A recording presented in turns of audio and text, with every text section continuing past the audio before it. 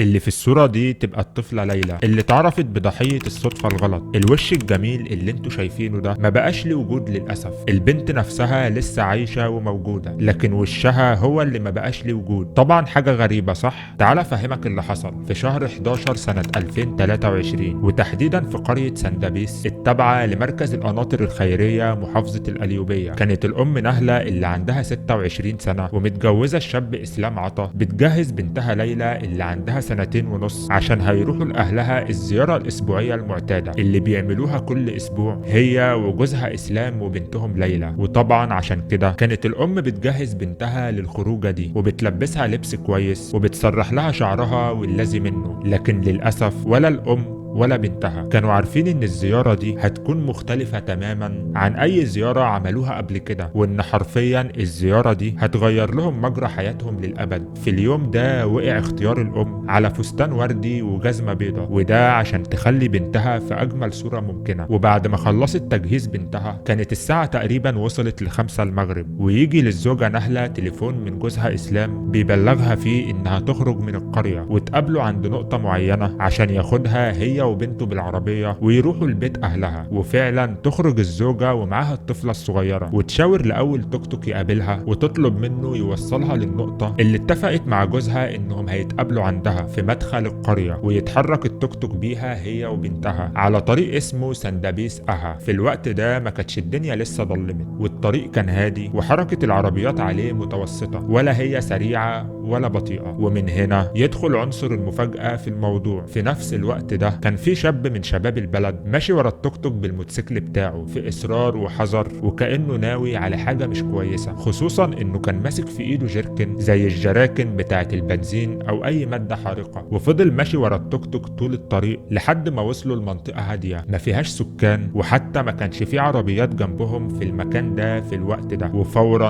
انتهز الفرصه دي وقام موقف التوك توك بالموتوسيكل بتاعه وفتح الجيركن اللي كان مليه ميه نار، ومن غير اي شفقه ولا رحمة بدأ يرش منه على الأم وبنتها في مشهد صعب إن حد يتخيله. وطبعا بمجرد ما ده حصل بدأت المادة الكاوية تاكل في وش البنت ورقبتها وجسمها هي والأم. ومع وصلة الصراخ الرهيبة منهم ياخد الشخص ده الموتوسيكل بتاعه ويهرب من المكان بسرعة مع محاولات من سواق التوك توك إنه ينقذ الموقف. بس طبعا الموقف كان صعب جدا والراجل ما كانش عارف يعمل ايه وهو شايف ملامح البنت وامها بتتغير قدامه، وطبعا ده مع أصوات صراخ هستيرية. وهنا تضم الأم بنتها لحضنها رغم إن هي كمان بتتعرض لنفس الألم. وحقيقي كان مشهد مفيش كلمات تعرف توصفه. وعلى طول اتصلت الزوجة نهلة اللي كانت حالتها أقل ضرر من حالة بنتها بجوزها إسلام عشان تبلغه بالمصيبة اللي حصلت، عشان يتحرك فورا بعربيته لمكان الحادث ويتفاجئ بأصعب مشهد ممكن يتخيله في حياته، وياخدهم فورا ويروح بيهم لقسم الطوارئ في أقرب مستشفى. الأطباء وطاقم التمريض اللي كانوا في المستشفى كانوا مصدومين وفي حالة ذهول رهيب أول ما شافوا الأم وبنتها في الحالة الصعبة دي، وتصنفوا هما الاتنين إن حالتهم خطيرة وخصوصا الطفلة. بالنسبة للمستشفى فهي عملت الإجراءات المعتادة اللي بيعملوها في حالة استقبال أي حالات مصابة بالحروق، لكن ده ما يمنعش إن كان في حالة من الصدمة العامة لدرجة إن كبير الأطباء قال لزمايله إن الحالة صعبة جدا لكن هنعمل كل اللي في وسعنا، وإن مية النار شوهت وش الطفلة بالكامل وكمان جزء من جسمها، وإن الأم حالتها مستقرة لكن بتعاني من حروق برضه. ده غير ان طبعا اول ما الطفلة وامها وصلوا للمستشفى كان اتحرر بلاغ بالموضوع وبدأت جهات التحقيق تشوف شغلها وتمسك القضية. لكن الغريب ان كل التحقيقات قالت ان ولا اسلام ولا مراته ولا اهل حد من الاتنين كان ليهم اي عداوة مع حد، وان سمعتهم كويسة جدا وكل الناس بتشكر فيهم. لكن بعد سلسلة مطولة من التحقيقات ومراجعة الكاميرات على طول خط السير واقوال سواق التوك توك والاهالي قدروا انهم يحددوا هوية الفاعل ويحددوا مكان هروبه ويقبضوا عليه عشان يعترف بكل حاجة. المتهم ده هو إبراهيم فه ألف، عنده 38 سنة وشغال مزارع، وحرفيا اعترافه كان فيه مفاجأة غريبة جدا محدش كان يتوقعها أبدا. والمفاجأة دي كانت تحديدا في سبب ارتكابه الجريمة. المتهم أول ما بدأ كلامه قال: سامحوني أنا ما كنتش أقصد الست دي ولا بنتها، أنا ما أعرفهمش ولا عندي خلافات معاها ولا مع جوزها. انا كنت عايز احرق ست تانية من القرية بسبب خلافات معاها ومع جوزها، وانه بسبب الخلافات دي قرر انه ينتقم منها، وجهز الجيركن او الجردل اللي كان معاه وملاه مية نار، وكان عايز يعمل فيها نفس اللي عمله مع زوجة اسلام وبنته، وانه كان بيترصد بالست التانية واستناها لما ركب التوك توك واتحرك وراها وهو قصدها هي، وما يعرفش التوك توك ده اتبدل امتى وازاي عشان تحصل الغلطة دي ويأذي نهلة وبنتها. اما بالنسبة للتقرير الطبي الخاص بالطفلة ليلى فهو اثبت اصابتها بجروح وحرق كيميائي من الدرجة الثالثة بنسبة 30% في الوش والعين، وحروق متفرقة في الجسم مع تورم في الوش، واصابة والدتها بحرق كيميائي من الدرجة الثالثة بنسبة 20% باماكن متفرقة من الجسم. وبالنسبة لإسلام والد الطفلة ليلى فكان ليه تصريحات صعبة جدا بصراحة، وبتعبر عن الألم اللي هو حاسس بيه، وقال منه لله اللي كان السبب، وانه كان مستني زوجته وبنته عشان يروحوا لزيارة عائلية، وفجأة الموضوع اتحول للكابوس ده. وكمان اتكلم عن المتهم وقال ان مفيش اي خلاف بينه وبين المتهم يخليه يعمل كده، وانه دمر حياة بنته ومراته من غير ما يرتكبوا اي ذنب، وان بنته حاليا في المستشفى مش قادرة تستحمل الوجع وكل يوم بتفضل تعيط لحد ما تنام، وان كل اللي هو عايزه حاليا انه يطمن على بنته ومراته، والمتهم ياخد العقوبة المناسبة لجريمته. اما بالنسبة للمتهم فجهات التحقيق امرت بحبسه على ذمة التحقيقات بعد اعترافه بارتكاب الجريمة. وبالنسبة لليلى ووالدتها فهم لسه في المستشفى بيتعالجوا من الحروق والألم اللي مسبباه ليهم. ما تنسوش تدعوا لهم في التعليقات بالشفاء العاجل، وتعملوا لايك وشير للحلقة عشان تساهموا في ان الناس تعرف قصتهم وتقف معاهم. كان معاكم اسلام الجندي في سندوتشات رعب،